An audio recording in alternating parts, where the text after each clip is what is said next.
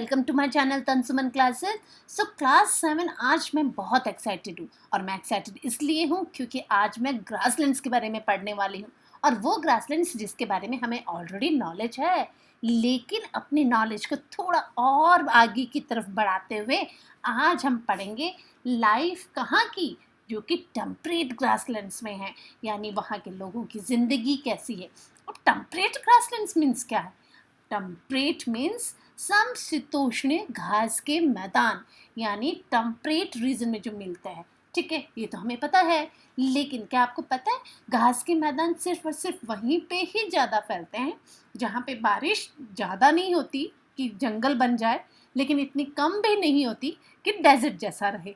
It means यहाँ पे अगर हम बोलें तो grasslands are found where there is no enough regular rainfall to support the growth of forest, but not so little that a desert form. It means यानी अगर हम बात करें ग्रासलैंड्स की तो ये क्या है, फॉरेस्ट और डेजर्ट के बीच का एरिया अगर हम मान लें। ठीक है, तो ग्रासलैंड्स क्या है? ग्रासलैंड्स घास के मैदान, ऐसे मैदान जो बहुत बड़ा एरिया कवर करते हैं, और आज हम इन्हीं के बारे में पढ़ने वाले हैं कि टेम्परेट ग्रासलैंड्स जो नॉर्थ अमेरिका में है उसको हम प्रेरी रीजन के बारे में जानते हैं, जबकि साउथ अफ्रीका में जो हमें मिलती है उसको हम वेल्स के नाम से जानते हैं। ठीक है, आज हम पढ़ेंगे कि इन्हीं क्षेत्रों में बारिश के साथ साथ गर्म जलवायु भी होती है, यानी सर्दियों में गर्मियों की तुलना में ज़्यादा बारिश होती है, कोई पेड़ नहीं होते, और temperate grasslands have cold winters and warm summers with some little rainfall. So the amount of rainfall influence the height of grasslands. यानी घास कितनी लंबी होगी ये बारिश पे डिपेंड करता है। और vegetation with a few trees, थोड़े बहुत ट्रीज मिल जाते हैं लेकिन नाम मात्र के, इट मीन्स बहुत कम। Sorry, so it means it is a region in fact generally sloping or hilly land. Yes, आज हम इसी के बारे में डिटेल से रीड करने वाले हैं कि ये ग्रासलैंड्स कैसे मिलते हैं, इनमें लाइफ कैसी है लोगों की, और साथ ही साथ वहाँ के लोगों का ऑक्यूपेशन कैसा है। So before we read, obviously हम लाइक और सब्सक्राइब ज़रूर करेंगे और share with your friends also. आज हम इस चैप्टर में उन्हीं ग्रासलैंड्स के बारे में पढ़ने वाले हैं जो कि हमारे लिए बहुत इंपॉर्टेंट है। So grasslands are found where the factors are responsible for their growth and distribution. So in this chapter, the prairie of North America and west of South Africa. So the prairies की बात करें तो prairie region are found both in USA and Canada. यानी जो prairie region है वो USA और Canada दोनों में हमें ये देखने के लिए मिलता है, जो कि फ्रेंच वर्ड से मिला हुआ है और इसका मतलब है it means grasslands. Okay, so it stretched from the west of Mississippi River and the foothills of the Rocky Mountain. यानी ये कहाँ तक स्ट्रेच है? ये है मिसिसिपी रिवर वेस्ट के साइड और फुटहिल किसके? रॉकी माउंटेन्स के। अगर हम बात करें तो जो great lake of America lays between towards the east of the prairies, यानी जो ग्रेट लेक है नॉर्थ अमेरिका की वो इसके ईस्ट साइड में है। अब कैनेडियन प्रेरीज की बात करें तो देखिए, कैनेडियन अब जो प्रेरी रीजन है include the provision of Alberta, Manitoba और साथ ही साथ में सास्केचुअन और Ontario. In the USA the prairie extend over the state of the North Dakota, South Dakota and Minnesota and the Wisconsin, Nebraska and Iowa. It means the north-south extent of the prairie is about 6,000 kilometers, while the east-west extent about the 2,000 kilometers. It means जो कि घास के मैदानों की अगर हम बात करें, देखिए प्रेरी रीजन जो है वो हमें कहाँ देखने के लिए मिलेगा? वो हमें मिलेगा यूएसए और कनाडा में। ठीक है, ये तो हमें पता चल गया। ये फ्रेंच वर्ड से मिलकर बना हुआ है जिसका मतलब है घास के मैदान। और मिसिसिपी जो रिवर है वेस्ट में और रॉकी माउंटेन्स के फुट हिल्स में ये प्रेरी रीजन हमें देखने के लिए मिलते हैं। और यहाँ पे 6,000 किलोमीटर्स तक नॉर्थ साउथ में ये फैला हुआ है, जबकि ईस्ट और वेस्ट में ये 2000 किलोमीटर एरिया कवर करता है। अब the region is flat in the east, और अगर हम बात करें ईस्ट की तरफ, तो ईस्ट की तरफ ये एरिया थोड़ा सा फ्लैट है, लेकिन हाइट ऑफ अबाउट, कितनी हाइट है, 500 metre in the west. So the northern part of the prairie slopes towards the Arctic Ocean. और अगर नॉर्थ की तरफ बात करें तो इसका स्लोप है आर्टिक ओशन की तरफ, जबकि साउथ पार्ट जो है वो गल्फ ऑफ मैक्सिको तक इसका फैलाव है, यानी ये गल्फ ऑफ मैक्सिको तक साउथ में फैला हुआ है। अब प्रेरी रीजन जो है ड्रेन्ड होता है कौन सी की रिवर्स के द्वारा, ये river Canada and the by Mississippi river and its tributaries, यानी मिसिसिपी रिवर और उसकी सहायक नदियों के द्वारा यहाँ पे पानी मिलता है। अब हम बात करते हैं, देखिए जो प्रेरी रीजन है ना, उसमें क्या होता है, ग्रासलैंड्स में हैव कोल्ड विंटर्स, ठीक है, और वार्म समर्स होती हैं थोड़ी बहुत बारिश के साथ। It means it has a region of flat and generally sloping or hilly land. So when the people talk about the prairie, they are usually to reference in the golden wheat and covered a land in the middle of North America.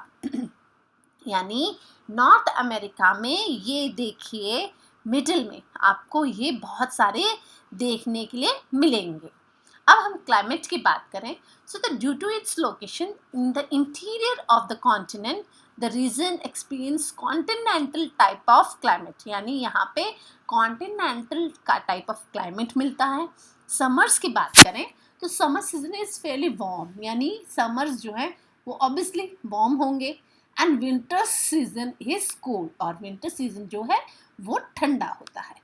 And northern part is open the cold polar winds, और north की तरफ से polar जो winds हैं यानी बहुत ज़्यादा ठंडी हवाएं आती हैं, और साथ ही साथ में the winter temperate follow the freezing point, और विंटर्स में तो फ्रीजिंग पॉइंट तक टेम्परेचर चला जाता है, यानी जमा देने वाला ठंड।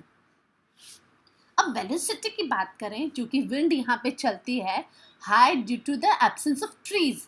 आपको पता है जहाँ पे पेड़ पौधे कम होते हैं ना, वहाँ पे हवा का जो स्पीड होता है, वेलोसिटी जो होता है वो बहुत ज़्यादा होता है।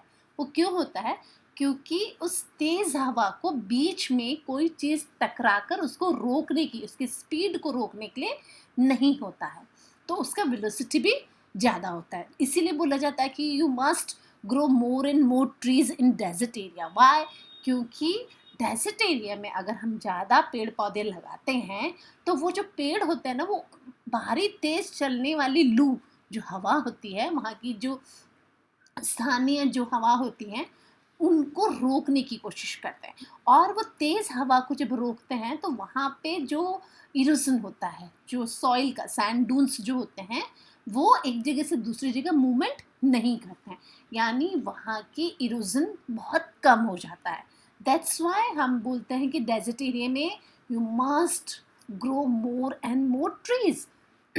So the velocity of the wind बहुत तेज़ होती है। क्यों होती है, क्योंकि यहाँ पे पेड़ों की एब्सेंस होती है। एंड द चिनूक, देखिए जैसे राजस्थान में गर्मियों में चलने वाली तेज़ गर्म हवा को हम स्थानीय भाषा में लू के नाम से जानते हैं, ठीक उसी तरीके से यहाँ पर भी चिनूक जो होता है वो हवा होती है। And blow down the eastern slope of the Rockies, और रॉकी जो माउंटेन है उसके स्लोप, ईस्ट स्लोप्स की तरफ ये तेज़ हवाएं बहुत तेज़ से चलती हैं। And these warm and dry wind can suddenly increase the temperature, और इसी की वजह से ये जो ड्राई विंड्स होती हैं इनकी वजह से टेम्परेचर जो होता है वो बहुत ज़्यादा इंक्रीज हो जाता है, सडनली इंक्रीज हो जाता है। Thus they keep the grasslands clear to snow during the winter season, और उसी की वजह से क्या होता है गर्म हवा की वजह से जो हमारे पोलर रीजन से जो ठंडी हवाएं आई हैं, जो कि मैंने आपको बताया कि फ्रीजिंग पॉइंट तक चला जाता है विंटर में टेम्परेचर, वो क्या करता है उस टेम्परेचर तेज़ हवा जो चलती है वो गर्म हवा उस बर्फ़ को पिघला देती है, ठीक है। तो वो स्नो क्या होता है, वो स्नो मेल्ट हो जाता है। So the average annual rainfall is about 50 centimetre and its falls mostly during the summer season, और एवरेज रेनफॉल जो होता है वो लगभग 50 सेंटीमीटर तक होता है और गर्मियों में गिर भी सकता है। बारिश का जो होता है वो अमाउंट गिर भी जाता है। So the amount of rainfall decreases when the south to north, और साउथ से नॉर्थ की तरफ आते हैं and from east to west decrease हो जाता है क्या, rainfall. During the winter months the major part of prairies are under the thick blanket of snow. और हमने पहले ही कहा कि पोलर रीजन से आने वाली फ्रीजिंग पॉइंट तक आने वाली हवाएं जो चलती हैं वो इनको बर्फ में, स्नो में ढक लेती है। तो हम बोल सकते हैं blanket of snow. And flora और फ्यूना की अगर हम बात करें, जो कि पशु पक्षी हैं, जानवर हैं, पेड़ पौधे हैं, वो यहाँ पे कैसे मिलते हैं। देखिए ग्रासेस है ना, वो क्या होती है, वेजिटेशन। बट अगर हम बात करें रेनफॉल की, तो रेनफॉल यहाँ पे डिपेंड क्या, किस पे डिपेंड, देखिए जहाँ पे ज़्यादा रेनफॉल होगा वहाँ पे पेड़ पौधे भी ज़्यादा होंगे, लेकिन they are dependent on rainfall during the growing season. जब बारिश के, जब पेड़ों को उगाते हैं ना, तो वो रेनफॉल पर डिपेंड करता है। As the shallow roots can not reach the under water, और उनकी जड़ों तक पानी कम पहुंच पाता है अगर बारिश कम होती है तो। So the entire reason is tree less, और यहाँ पे बारिश सिर्फ इतनी ही होती है 50 सेंटीमीटर्स तक। तो हम मान सकते हैं कि यहाँ पे ट्री लेस प्लाइनोस होते हैं, यानी पेड़ पौधे जो होते हैं, पेड़ वो नाम मात्र के होते हैं। और रिवर वैलीज जो होती हैं, वाटर अवेलेबल तो है but trees such as poplars and willows grow, और यहाँ पे पॉपुलर्स एंड विलोज ट्रीज पाए जाते हैं। द ग्रासेस आर शॉर्ट और टॉल, जो यहाँ की घास है ना वो छोटी है, depending on the amount of the precipitations.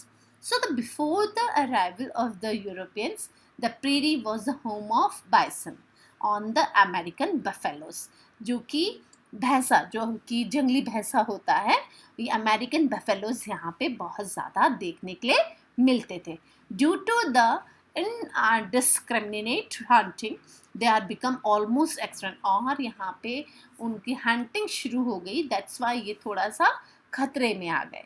And the prairie dog of central USA is popular animal, और जो यहाँ का डॉग है वो भी बहुत पॉपुलर है। So other important animals also found in this region. Basically अगर हम बात करें तो रैबिट्स है, कॉर्ड्स है और गॉफर्स यहाँ पे हमें देखने के लिए मिलते हैं। इकोनॉमिक एक्टिविटीज़, यानी प्रेरी रीजन्स में जो लोग हैं, ठीक है, जो कि नॉर्थ अमेरिका के जो लोग हैं उनका इकोनॉमिक एक्टिविटी कैसा है, यानी उनकी आर्थिक जो काम करने का जो है तरीका वो कैसा है, उनकी आर्थिक आय जो होती है, इकोनॉमिक एक्टिविटी क्या है। यानी agriculture is the most important occupation in the prairie region, यानी एग्रीकल्चर जो है वो प्रेरी रीजन में बेसिकली मेन ऑक्यूपेशन है। और नेचुरल एनवायरनमेंट है वो इसको फेवर भी करता है वैरायटी ऑफ क्रॉप्स के लिए, सच एज कॉर्न जो कि मक्का है, गेहूं है, ओट्स, बैरले, रेया एंड ऑयल सीड्स जो हमें यहाँ पे देखने के लिए मिलती है। और वीट जो है वो तो यहाँ की इम्पॉर्टेंट क्रॉप है। इस रीजन में बहुत सारे हमें एडवांटेजेस भी मिलते हैं। किसकी वजह से? The rolling plants are well drained and suitable for the mechanised large scale farming. अब आप ये देखिए, इंडिया की जैसे थोड़ा ना बड़े बड़े मैदान है, यानी कल्टीवेशन बहुत इजीली हो जाता है ना। इंडिया में छोटे छोटे खेत है तो थोड़ा सा कल्टीवेट करने में दिक्कत होती है। आप ये देखिए प्रेरी डॉग, और स्वीट इट इज, देखिए लुकिंग सो नाइस ना, देखिए डॉग है ये, मैंने तो उसको ग्लेरी समझ लिया था। So the melting of snow due to the warm chinook wind help in providing moisture to the soil. आपको मैंने बताया था यहाँ पे चिनूक जो वार्म हवा है, विंड्स जो चलती हैं वो क्या करती है, सॉइल जो स्नो होता है उसको पिघालने का काम करती है, और जब वो पिघल जाती है तो सॉइल में मॉइस्चर बना रहता है। Dark brown soil is full of humus. आपको पता है humus is very important for the growth of plants. Yes, ये ह्यूमस जो होता है ना वो प्लांट्स को ग्रोथ करने में बहुत इंपॉर्टेंट होता है। और ऑर्गेनाइज तरीके से अगर हम बात करें तो ऑर्गेनिक मैटर होता है ये, जिसमें कि ह्यूमस जो होता है ना वो गले सड़े पत्तों से, कचरे से, है ना, जीव जंतुओं के मरने से जमीन में मिल जाते हैं और फिर वो ह्यूमस की मात्रा बढ़ा देते हैं। सो अगर हम बात करें यूटिलाइजेशन की, इस एरिया में जो फार्मिंग होता है वो डेवलप हो रहा है बिकॉज ऑफ फार्म मशीनरी। अब आप ये देखिए बड़े बड़े फार्म्स में लोगों का इस्तेमाल ना होके मशीनरी का यूज़ हो रहा है ताकि वो काम थोड़ा सा जल्दी हो जाए, and this help the farmers to cultivate grains on large scale. और यही एक बहुत बड़ा कारण है कि बड़े लार्ज स्केल में फार्मर्स कल्टीवेट कर पाते हैं ग्रेन्स को। और वीट जो है यहाँ पे बहुत बड़ी संख्या में, वेरी लार्ज क्वांटिटी में यहाँ पे प्रेरी रीजन्स में गेहूं को उगाया जाता है। So the wheat farms in the prairie are very large, about 1000 hectares, and agriculture is highly extensive and mechanised, यानी मशीनों पे ज़्यादा निर्भर है, साथ ही साथ बहुत बड़े बड़े मैदान है, उसकी वजह से यहाँ पे एग्रीकल्चर करना बहुत इजी है। But most of the work जो होता है ना वो सिर्फ और सिर्फ मशीन की हेल्प से ही हो पाता है। सो द प्लकिंग है, सीडिंग है, हार्वेस्टिंग है, थ्रेशिंग है, पैकिंग है, यानी फसल को उगाने से, यानी ज़मीन को जोतने से लेके पैकिंग तक जो भी काम होता है वो सारा काम मशीनों के द्वारा होता है। So the farm is managed by the farms and his family. और जो फार्म हाउस होते हैं, फार्म्स जो होते हैं वो किसान और उसके परिवार के द्वारा मैनेज होते हैं। टिपिकल वीट जो होता है ना वो फार्म हाउसेस प्रेरी रीजन्स में हमें देखने के लिए मिल जाते हैं। हेक्टर्स ऑफ जमीन होती है जिनमें कि ट्रैक्टरों को चलाया जाता है, और with the seed drills, combine harvester, wagons, trucks, बहुत सारी मशीनों का इसमें यूज होता है। And combine harvester is a huge machine with rapes, thrashers and shakes wheat is a single operation. So अगर हम बात करें इसमें कि किस तरीके से फार्म में डिवाइड होता है काम, तो अलग अलग सेक्शंस में डिवाइड होता है। देखिए रोटेशन ऑफ क्रॉप यहाँ पे होता है, यानी फसलों का अदला बदली होना। अदला बदली होने से क्या होता है, जो क्वांटिटी ऑफ जो हमें चाहिए, जो सॉइल को जो फर्टिलाइजर्स चाहिए वो रोटेशन से मिलता है। एंड कंटूर प्लकिंग, जो कि एक साथ पौधों को एक लाइन में लगा दिए जाते हैं, स्ट्रिप क्रॉपिंग होती है, ठीक है। और साथ ही साथ में वाइडली यहाँ पे रिड्यूस होता है सॉइल इरोजन, यानी एक कतार में यहाँ पे फसल को लगा दिया जाता है जिससे कि तेज हवाओं के कारण, चलने वाली हवाओं के कारण सॉइल इरोजन पॉसिबल नहीं हो पाता है। तो contour plucking is the precise to reduce the soil erosion. ये देखिए कंटूर, यहाँ पे एक लाइन में आपको देखिए फसल को उगाया गया है, तो जो भी तेज हवा आती है उससे सॉइल इरोजन पॉसिबल नहीं होता है, and it is a very good method to save the soil. In the western part, where the climate is too dry, of wheat cultivation, cattle rearing is done. और अगर हम western part की बात करें, जो कि हमारे साउथ, जो कि नॉर्थ अमेरिका का जो वेस्टर्न पार्ट है, वहाँ पे थोड़ा सा ड्राई होता है, तो वीट कल्टिवेशन, कैटल रेयरिंग वहाँ पे होता है। कॉर्न और oats are used to feed the cattle, है ना, फैटन कैटल एंड पिग्स, वहाँ पे पिग्स भी पाले जाते हैं। And the dairy farming belt extends from the Great Lakes up to the Pacific coast. और डेयरी फार्मिंग जो है उसने भी अपना काम बहुत ज़्यादा फैला लिया है, जो कि पैसिफिक कोस्ट तक फैला हुआ है। और फार्मर्स जो होते हैं ना बहुत ज़्यादा प्रोड्यूस करते हैं अपनी ज़रूरत के हिसाब से। तो prairie region are known as a granary of the world. Due to the surplus of wheat production, the surplus produce is exported. यानी हमारे जैसे भारत देश में लोग अपने घरों के लिए अनाज उगाते हैं, ठीक उसी तरीके से प्रेरी रीजन में भी लोग उगाते हैं, लेकिन बहुत बड़े बड़े फार्म होने से उनकी जो नीड होती है उससे ज़्यादा उनके पास में ग्रीनरी आ जाता है, ग्रेन ज़्यादा उगा लेते हैं, इसी वजह से greenery of the world prairie region को जाना जाता है। So there will be one more question, यहाँ पे एक और क्वेश्चन बनता है कि प्रेरी रीजन को और किस नाम से जाना जाता है। तो प्रेरी रीजन जो है उसको ग्रीनरी ऑफ द वर्ल्ड के नाम से भी जाना जाता है। अब देखिए अगर प्रेरी रीजन की बात करें, हम क्लोजली लिंक बात करें अगर कंस्ट्रक्शन की, तो इसमें क्या है, रेलवे बनाए गए हैं, ठीक है, ट्रांसपोर्टेशन के लिए भी बहुत सारे यहाँ पे सुविधाएं उपलब्ध कराई दी गई हैं, पोर्ट्स बना दिए गए हैं। और prairie region is the most of the towns are big railway junctions बनाए गए हैं।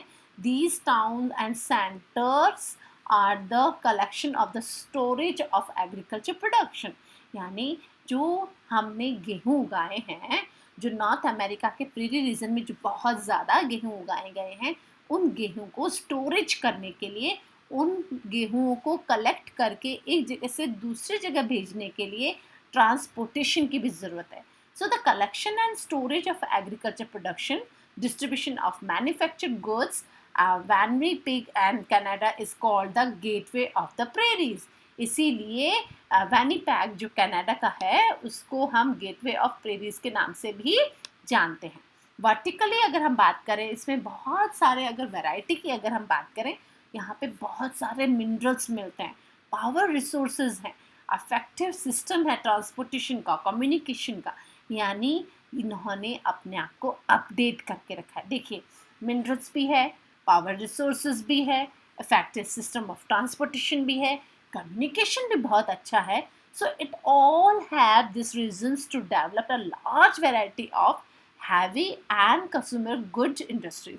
और इन सभी के कारण यहाँ पे इंडस्ट्रीज जो हैं वो बहुत जल्दी ग्रोथ कर गई हैं।